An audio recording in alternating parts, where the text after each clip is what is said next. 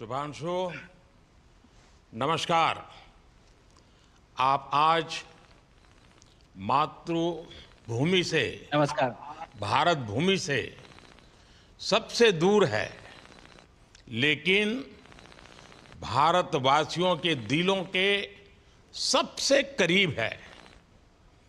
आपके नाम में भी शुभ है और आपकी यात्रा नए युग का शुभ आरंभ भी है। इस समय बात हम दोनों कर रहे हैं, लेकिन मेरे साथ 140 करोड़ भारतवासियों की भावनाएं भी हैं। मेरी आवाज में सभी भारतीयों का उत्साह और उमंग शामिल है। अंतरिक्ष में भारत का परचम लहराने के लिए मैं आपको हार्दिक बधाई और शुभकामनाएं देता हूं। मैं ज्यादा समय नहीं ले रहा हूं, तो सबसे पहले तो ये बताइए, वहां सब कुशल मंगल है? आपकी तबीयत ठीक है? जी प्रधानमंत्री जी, बहुत बहुत धन्यवाद आपकी विशेष का और 140 करोड़ मेरे देशवासियों की विशेष का। मैं यहाँ बिल्कुल ठीक हूँ, सुरक्षित हूँ। आप सबके आशीर्वाद और प्यार की वजह से बहुत अच्छा लग रहा है। बहुत नया एक्सपीरियंस है ये। और कहीं ना कहीं बहुत सारी चीज़ें ऐसी हो रही हैं जो दर्शाती हैं कि मैं और मेरे जैसे बहुत सारे लोग हमारे देश में और हमारा भारत किस दिशा में जा रहा है। ये जो मेरी यात्रा है, ये पृथ्वी से ऑर्बिट की 400 किलोमीटर तक की जो छोटी सी यात्रा है, ये सिर्फ मेरी नहीं है। मुझे लगता है कहीं ना कहीं हमारे देश की भी यात्रा है। बिकॉज जब मैं छोटा था, मैं कभी सोच नहीं पाया कि मैं एस्ट्रोनॉट बन सकता हूँ। लेकिन मुझे लगता है आपके नेतृत्व में आज का भारत ये मौका देता है और उन सपनों को साकार करने का भी मौका देता है। तो ये बहुत बड़ी उपलब्धि है मेरे लिए और मैं बहुत गर्व फील कर रहा हूँ कि मैं यहाँ पे अपने देश का प्रतिनिधित्व कर पा रहा हूँ। धन्यवाद प्रधानमंत्री जी। शुभ। आप दूर अंतरिक्ष में है, जहां ग्रेविटी ना के बराबर है, पर हर भारतीय देख रहा है कि आप कितने डाउन टू अर्थ है। आप जो गाजर का हलवा ले गए हैं, क्या उससे अपने साथियों को खिलाया? जी प्रधानमंत्री जी, ये कुछ चीज़ें मैं अपने देश की खाने की लेके आया था, जैसे गाजर का हलवा, मूंग दाल का हलवा और आमरस। और मैं चाहता था कि ये बाकी भी जो मेरे साथी हैं, बाकी देशों से जो आए हैं, वो भी इसका स्वाद लें और चखें। जो भारत का जो रिच culinary हमारा जो हेरिटेज है, उसके उसका एक्सपीरियंस लें। तो हम सभी ने बैठ के इसका स्वाद लिया साथ में, और सबको बहुत पसंद आया। कुछ लोग हैं कि कब वो नीचे आएंगे और हमारे देश आए और इनका स्वाद ले सके हमारे साथ। शुभ। परिक्रमा करना भारत की सदियों पुरानी परंपरा है। आपको तो पृथ्वी माता की परिक्रमा का सौभाग्य मिला है। अभी आप पृथ्वी के किस भाग के ऊपर से गुजर रहे होंगे? जी प्रधानमंत्री जी, इस समय तो मेरे पास ये इंफॉर्मेशन उपलब्ध नहीं है, लेकिन थोड़ी देर पहले मैं खिड़की से, विंडो से बाहर देख रहा था, तो हम लोग हवाई के ऊपर से गुजर रहे थे। अच्छा। और हम दिन में 16 बार परिक्रमा करते हैं। 16 सूर्योदय और 16 संन्यास, सनराइज और सनसेट हम देखते हैं ऑर्बिट से। और बहुत ही अचंभित कर देने वाला ये पूरा प्रोसेस है। इस परिक्रमा में, इस तेज गति में, जिस हम इस समय करीब 28,000 किलोमीटर प्रति घंटे की रफ्तार से चल रहे हैं आपसे बात करते वक्त। और ये गति पता नहीं चलती क्योंकि हम तो अंदर हैं, लेकिन कहीं ना कहीं ये गति जरूर दिखाती है कि हमारा देश कितनी गति से आगे बढ़ रहा है इस समय, वाह। कि हम यहाँ पहुंचे हैं और अब यहाँ से और आगे जाना है। अच्छा शुभ, अंतरिक्ष की विशालता देखकर सबसे पहला विचार क्या आया आपको?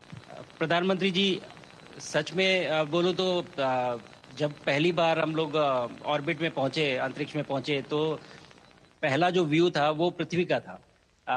और पृथ्वी को बाहर से देख के जो पहला जो पहला ख्याल और पहला जो थॉट मन में आया वो ये था कि पृथ्वी बिल्कुल एक दिखती है। मतलब बाहर से कोई सीमा रेखा नहीं दिखाई देती, कोई बॉर्डर नहीं दिखाई देता। और दूसरी चीज जो बहुत नोटिसेबल थी, जब पहली बार भारत को देखा तो हम मैप पे पढ़ते हैं भारत को, हम देखते हैं बाकी देशों का आकार कितना बड़ा है, हमारा आकार कैसा है, वो मैप पे देखते हैं। लेकिन वो सही नहीं होता, क्योंकि वो एक हम 3D ऑब्जेक्ट को 2D यानी पेपर पे हम उतारते हैं। भारत सच में बहुत भव्य दिखता है, बहुत बड़ा दिखता है, जितना हम मैप पे देखते हैं उससे कहीं ज्यादा बड़ा। और अ, जो वननेस की फीलिंग है, पृथ्वी की वननेस की फीलिंग है, जो हमारा भी मोटो है कि अनेकता में एकता, वो बिल्कुल उसका महत्व ऐसा समझ में आता है बाहर से देखने में कि आ, लगता है कि कोई बॉर्डर एग्जिस्ट ही नहीं करता, कोई राज्य नहीं एग्जिस्ट करता, कंट्रीज नहीं एग्जिस्ट करती। फाइनली हम सब ह्यूमैनिटी का पार्ट है, और अर्थ हमारा एक घर है, और हम सब के सब उसके सिटीजन्स हैं। शुभांशु, स्पेस स्टेशन पर जाने वाले आप पहले भारतीय हैं। आपने जबरदस्त मेहनत की है, लंबी ट्रेनिंग करके गए हैं। अब आप रियल सिचुएशन में हैं, सच में अंतरिक्ष में हैं। वहां की परिस्थितियां कितनी अलग हैं, कैसे एडप्ट कर रहे हैं?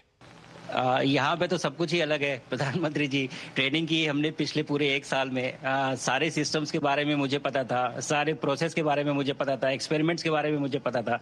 लेकिन यहाँ आते ही सडनली सब चेंज हो गया, बिकॉज हमारे शरीर को ग्रेविटी में रहने की इतनी आदत हो जाती है कि हर एक चीज उससे डिसाइड होती है। पर यहाँ आने के बाद चूंकि ग्रेविटी माइक्रो ग्रेविटी है, एब्सेंट है, तो छोटी छोटी चीजें भी बहुत मुश्किल हो जाती हैं। अभी आपसे बात करते वक्त मैंने अपने पैरों को बांध रखा है, नहीं तो मैं ऊपर चला जाऊंगा। और माइक पे भी जैसे छोटी चीजें हैं, अगर इसको छोड़ भी दूं तो भी ये ऐसे फ्लोट करता रहता है। पानी पीना, पैदल चलना, सोना। सोना बहुत बड़ा चैलेंज है। आप छत पे सो सकते हैं, आप दीवारों पे सो सकते हैं, आप जमीन पे सो सकते हैं। तो पता सब कुछ होता है प्रधानमंत्री जी, ट्रेनिंग अच्छी है, लेकिन वातावरण चेंज होता है तो थोड़ा सा यूज टू होने में 1-2 दिन लगते हैं, बट फिर ठीक हो शुभ जाता है, फिर भारत नॉर्मल की हो जाता है। ताकत साइंस और स्पिरिचुअलिटी दोनों है। आप अंतरिक्ष यात्रा पर हैं, लेकिन भारत की यात्रा भी चल रही होगी। भीतर में भारत दौड़ता होगा। क्या उस माहौल में मेडिटेशन और माइंडफुलनेस का लाभ भी मिलता है क्या? अ, जी प्रधानमंत्री जी, मैं बिल्कुल सहमत हूँ। मैं कहीं ना कहीं ये मानता हूँ कि भारत ऑलरेडी दौड़ रहा है, और ये मिशन तो केवल एक पहली सीढ़ी है उस एक बड़ी दौड़ का। और हम जरूर आगे पहुंच रहे हैं, और अंतरिक्ष में हमारे खुद के स्टेशन भी होंगे और बहुत सारे लोग पहुंचेंगे। और माइंडफुलनेस का भी बहुत फर्क पड़ता है। बहुत सारी सिचुएशंस ऐसी होती हैं नॉर्मल ट्रेनिंग के दौरान भी, या फिर लॉन्च के दौरान भी, जो बहुत स्ट्रेसफुल होती हैं। और माइंडफुलनेस से आप अपने आप को उन सिचुएशंस में शांत रख पाते हैं, और काम अपने आप को काम रखते हैं, अपने आप को शांत रखते हैं, तो आप अच्छे डिसीजन ले पाते हैं। कहते हैं कि दौड़ते हुए भोजन कोई भी नहीं कर सकता, तो जितना आप शांत रहेंगे उतना ही अच्छे से आप डिसीजन ले पाएंगे। तो आई थिंक माइंडफुलनेस का बहुत इंपॉर्टेंट रोल होता है इन चीज़ों में। तो दोनों चीज़ें अगर साथ में प्रैक्टिस की जाएं तो ऐसे एक चैलेंजिंग एनवायरनमेंट में या चैलेंजिंग वातावरण में मुझे लगता है ये बहुत ही यूजफुल होंगी, और बहुत जल्दी लोगों को अडेप्ट करने में मदद करेंगी। आप अंतरिक्ष में कई एक्सपेरिमेंट कर रहे हैं। क्या कोई ऐसा एक्सपेरिमेंट है जो आने वाले समय में एग्रीकल्चर या हेल्थ सेक्टर को फायदा पहुंचाएगा? जी प्रधानमंत्री जी, मैं बहुत गर्व से कह सकता हूं कि पहली बार भारतीय वैज्ञानिकों ने 7 यूनिक एक्सपेरिमेंट्स डिज़ाइन किए, जो कि मैं अपने साथ स्टेशन पे लेके आया हूं। और पहला एक्सपेरिमेंट जो मैं करने वाला हूं, जो कि आज ही के दिन में शेड्यूल्ड है, वो है स्टेम सेल्स के ऊपर। सो अंतरिक्ष में आने से क्या होता है कि ग्रेविटी चूंकि एब्सेंट होती है तो लोड खत्म हो जाता है, तो मसल लॉस होता है। तो जो मेरा एक्सपेरिमेंट है वो ये देख रहा है कि क्या कोई सप्लीमेंट दे के हम इस मसल लॉस को रोक सकते हैं या फिर डिले कर सकते हैं। इसका डायरेक्ट इम्प्लीकेशन धरती पे भी है कि जिन लोगों का मसल लॉस होता है ओल्ड एज की वजह से, उनके ऊपर ये सप्लीमेंट्स यूज़ किए जा सकते हैं। तो मुझे लगता है कि ये डेफ़िनिटली वहाँ यूज़ हो सकता है।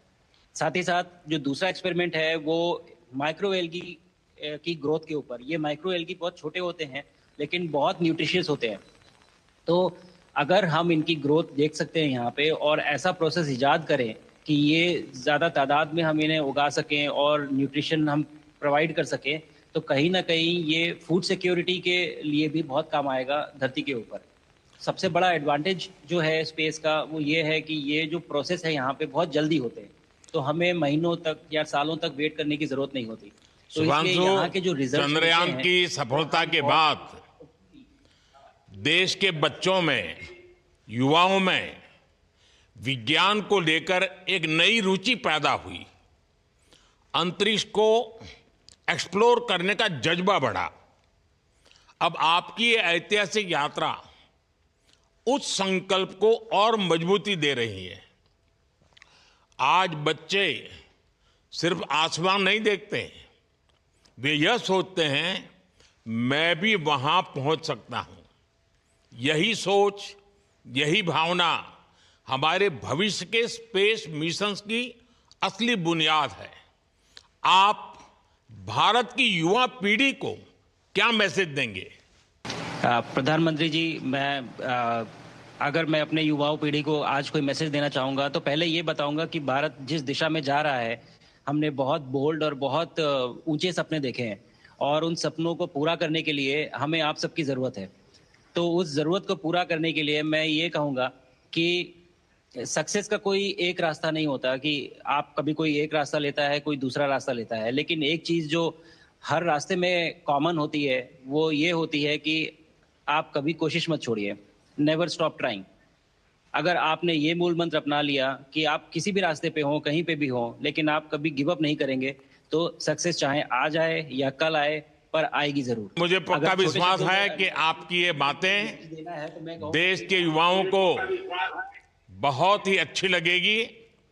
और आप तो मुझे भली भांति जानते हैं, जब भी किसी से बात होती है तो मैं होमवर्क जरूर देता हूं।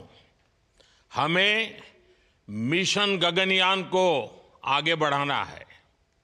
हमें अपना खुद का स्पेस स्टेशन बनाना है और चंद्रमा पर भारतीय एस्ट्रोनॉट की लैंडिंग भी करानी है। इन सारे मिशंस में आपके अनुभव बहुत काम आने वाले हैं। मुझे विश्वास है आप वहां अपने अनुभवों को जरूर रिकॉर्ड कर रहे होंगे। जी प्रधानमंत्री जी, बिल्कुल। ये पूरा मिशन की ट्रेनिंग लेने के दौरान और एक्सपीरियंस करने के दौरान जो मुझे लेसन्स मिले हैं, जो मुझे सीख मिली है, वो सब एक स्पॉन्ज की तरह मैं एब्जॉर्ब कर रहा हूँ। और मुझे यकीन है कि ये सारी चीज़ें बहुत वैल्यूएबल प्रूव होंगी, बहुत इम्पॉर्टेंट होंगी हमारे लिए जब मैं वापस आऊँगा। और हम इन्हें इफ़ेक्टिवली अपने मिशंस में इनके लेसन्स अप्लाई कर सकेंगे और जल्दी से जल्दी उन्हें पूरा कर सकेंगे। बिकॉज़ मेरे साथी जो मेरे साथ आए थे, कहीं न कहीं उन्होंने भी मुझसे पूछा कि हम कब गगनयान पे जा सकते हैं? जो सुन के मुझे बहुत अच्छा लगा और मैंने बोला कि जल्दी ही। तो मुझे लगता है कि ये सपना बहुत जल्दी पूरा होगा और मेरी जो सीख मुझे यहाँ मिल रही है, वो मैं वापस आके उसको अपने मिशन में पूरी तरह से 100% अप्लाई करके और उनको जल्दी से जल्दी पूरा करने की कोशिश करेंगे। शुभांशु, मुझे पक्का विश्वास है कि आपका ये संदेश एक प्रेरणा देगा। और जब हम आपके जाने से पहले मिले थे, आपका परिवारजन के भी दर्शन करने का अवसर मिला था और मैं देख रहा हूं कि आपके परिवारजन भी सभी उतने ही भावुक है, उत्साह से भरे हुए हैं। शुभांशु, आज मुझे आपसे बात करके बहुत आनंद आया। मैं जानता हूं आपके जिम में बहुत काम है और 28,000 किलोमीटर की स्पीड से काम कर रहे हैं आपको, तो मैं ज़्यादा समय आपका नहीं लूँगा। आज मैं विश्वास से कह सकता हूं कि ये भारत के गगनयान मिशन की सफलता का पहला अध्याय है। आपकी यह ऐतिहासिक यात्रा सिर्फ अंतरिक्ष तक सीमित नहीं है, यह हमारी विकसित भारत की यात्रा को तेज गति और नई मजबूती देगी।